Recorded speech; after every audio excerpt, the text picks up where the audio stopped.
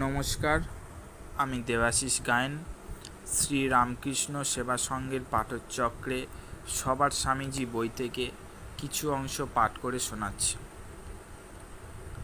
কোনো কিছু ভেঙো না, কিছু নষ্ট করো না। ধ্বংসবাদী সংস্কার করা জগতের কোনো উপকারই করতে পারে না। কোনো কিছু একেবারে ভেঙো না, একেবারে ধূলিসাৎ করো না, বরং গঠন করো। যদি পারো সাহায্য করো, যদি না পারো হাত গুটিয়ে চুপ করে দাঁড়িয়ে থাকো এবং যেমন চলছে চলতে দাও। যদি সাহায্য করতে না পারো অনিষ্ট করো না, যে যেখানে আছে তাকে সেখানে থেকে উপরে তোলবার চেষ্টা করো। আমি কি করতে পারি? তুমি কি মনে করো তুমি একটা শিশুকেও কিছু শেখাতে পারো না। শিশু নিজেই শিক্ষা লাভ করে।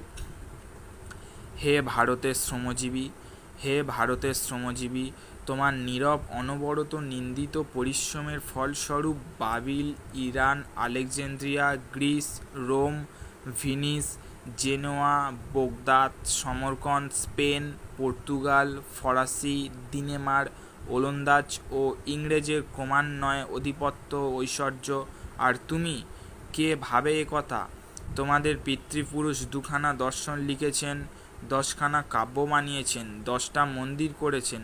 তোমাদের ডাকের চোটে গগন ফাটছে, আর যাদের রুধিরস্রাবে মনুষ্য জাতির যা কিছু উন্নতি, তাদের গুণগান কে করে?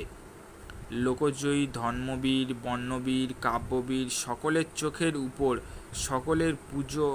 সকলের পূজ্য, কিন্তু কেউ যেখানে দেখে না, কেউ যেখানে একটা বাহবা দেয় না, যেখানে সকলে ঘৃণা করে, যেখানে বাস করে অপার সহিষ্ণুতা, অনন্ত প্রীতি ও নির্ভীক কার্যকারিতা। আমাদের গরিবরা ঘর দুয়ারে দিন রাত যে মুখ বুজে কর্তব্য করে যাচ্ছে, তাতে কি বীরত্ব নাই? বড় কাজ হাতে এলে অনেকেই বীর হয়।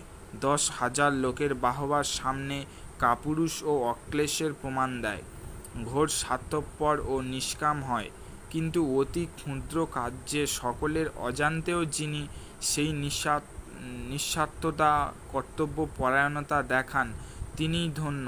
সে তোমরা ভারতের চিরপদদলিত শ্রমজীবী, তোমাদের প্রণাম করি। নমস্কার।